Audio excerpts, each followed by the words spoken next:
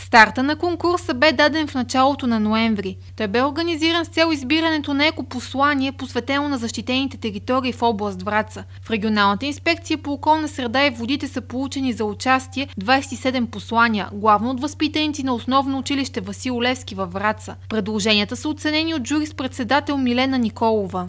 Критериите бяха 3. Те бяха оригиналност, краткост и съответствие с темата защитени територии в област Враца. Интересни ли бяха посланията, които получихте като цяло? Интересни бяха посланията, само мога да направя една забележка, че повечето от посланията бяха насочени само към териториите, особено в град Враца и около Враца.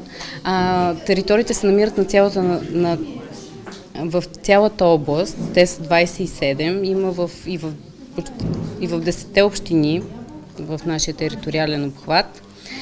И за това имаше предложения, които бяха много сполучливи, но точно поради този критерий отпаднаха, защото не се отнасят за всички, а за точно определена, конкретна. Първо място в конкурса за екопослание бе присъдено на седмокласничката Паула Димитрова. Тя е възпитаничка на основно училище Васил Левски. Ти си победителката в конкурса. Какво бе твоето послание? Почувствай повея на вятъра, аромата на врачанската природа, обичай я, пази я и я опази такава каквато е. Колко време ти отне да го измислиш? Не ми отне особено много време, защото просто това е което мисля и което чувствам и не се затрудних. Втора и трета награда бяха връчени съответно на Мирослава Йончева и Ивета Дилиянова. Присъдени бяха и две поощрителни награди на четвъртокласниците Никола Лазаров и Мартин Керефейски, които са най-малките участници в конкурса. Какви са посланията, които вие измислихте? Първо твоето какво беше? Аз не мога да ги запомня, защото изпратих няколко. Едното беше за пещерата Леденика. И имаше едно за околчица. Това беше свещения връх, на който се сбъднаха Ботевите думи. Този, който падне в борба за свобода, той не умира. Трудно ли се измислят послания, посветени на Балкана? Не беше чак толкова трудно. Изведнъж идеята ми дойде и я написах. А ти? Колко послания изпрати ти? 2-3.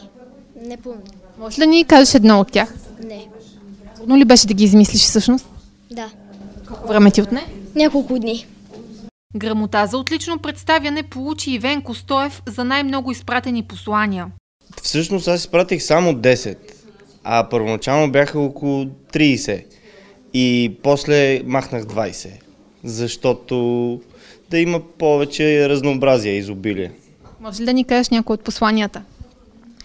Не мога да ги цитирам по памет, но бяха свързани с това Балкана да бъде чист, провокация към младите хора да се стремат да го пазят, да осъзнаят стойността на природата, която имаме и че приемствеността между поколенията става чрез съвместно действие по опазването.